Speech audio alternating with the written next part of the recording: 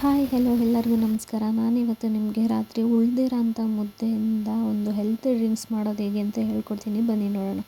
ಒಂದು ಮಿಕ್ಸರ್ ಜಾರ್ಗೆ ಮುದ್ದೆನ ಈ ಥರ ಸಣ್ಣ ಸಣ್ಣದಾಗಿ ಮಾಡಿಕೊಂಡು ಹಾಕ್ಕೊಳ್ಳಿ. ನಾನಿಲ್ಲಿ ಆಲ್ಮೋಸ್ಟು ಒಂದು ಮುದ್ದೆ ಅಷ್ಟನ್ನು ನಾನು ಇಲ್ಲಿ ತೊಗೊಂಡಿದ್ದೀನಿ. ನೆಕ್ಸ್ಟ್ ಇವಾಗ ಇದಕ್ಕೆ ಮೊಸರನ್ನ ನಾನು ಅಲ್ಲಿ ಆ್ಯಡ್ ಮಾಡ್ಕೊಡ್ತಾಯಿದ್ದೀನಿ. ನಾನಿಲ್ಲಿ ನಂದಿನಿ ಮೊಸರನ್ನ ಯೂಸ್ ಮಾಡ್ಕೊತಾ ಇದ್ದೀನಿ. ನೆಕ್ಸ್ಟ್ ಇದಕ್ಕೆ ನಾನು 1 ಗ್ಲಾಸ್ ಆಗೋವಷ್ಟು, ದೊಡ್ಡ ಗ್ಲಾಸಲ್ಲಿ 1 ಗ್ಲಾಸ್ ನೀರು ಹಾಕೋತಾ ಇದ್ದೀನಿ.